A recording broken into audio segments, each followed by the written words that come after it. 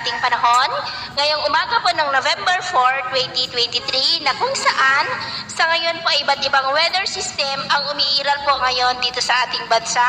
Una na po dyan ang hanging amihan na nakakaapekto dyan po sa may extreme northern Luzon at ang shear line naman na umiiral dyan po sa silangang bahagi ng Cagayan. Ang shear line nga po ay hangganan ng malamig na amihan at mainit na easterlies na ang easterlies ngayon ay dominanteng hangin na umiihip po sa malaking bahagi ng ating bansa at mayroon naman pong ITZZ na nag-i-extend sa silangang bahagi po ng Mindanao. Ang ITZZ naman ay salubungan yan ng dalawang magkaibang hangin na mula sa northern at southern hemisphere na tinagurian rin po yan na breeding ground ng mga sama ng panahon dahil dyan po nabubuo ang mga sirkulasyon hanggang po sa maging LPA at gaya ninyong nakikita ay may mga sirkulasyon na po dyan and within that ITZZ ay nakapaloob po ang LPA na ating binabantayan. At ito naman po ay pinapakita ng forecast model na ating ginagamit hanggang po sa susunod na 2 linggo. At sa lagay ng ating panahon, ngayong madaling araw ay generally fair weather naman sa malaking bahagi ng ating bansa,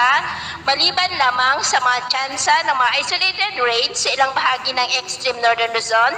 northeastern part ng Cagayan, Ilocos Sur, northern Palawan, Romblon, Samar provinces, Sulu Archipelago, Zamboanga at ilang bahagi po ng Davao. At mamaya ay sisikat po ang araw sa malaking bahagi ng ating bansa maliban lamang po sa mga tsansa ng maulap na kalangitan na may mga pulupulong pagulan na may kasamang pagkulog at pagkidlat sa ilang bahagi ng Cagayan, Northern Palawan, Polillo Island, Samar Provinces, Northern Mindanao, Sarangani at Eastern section po ng Mindanao. At mamayang hapon, mas maraming lugar na muli dito sa ating bansa ang makakaranas ng maulap na kalangitan na may mga pulupulong pag-ulan at posible pang may kalakasan ng mga pag-ulan lalo na sa malaking bahagi ng Mindanao, Visayas at ilang bahagi po ng Northern Luzon. Kaya kung lalabas tayo sa ating mga tahanan, ay ugaliin po natin lagi ang magdala ng kahit anong panangga natin sa init ng araw at proteksyon na rin po sa mga biglaang buhos ng ulan. At sa atin naman pong mga baybayin, wala naman po tayong nakataas na anumang gale warning signals, pero iba yung pag-iingat lamang po kung papalaot tayo para mas makaiwas sa mga sakunang pangkaragatan.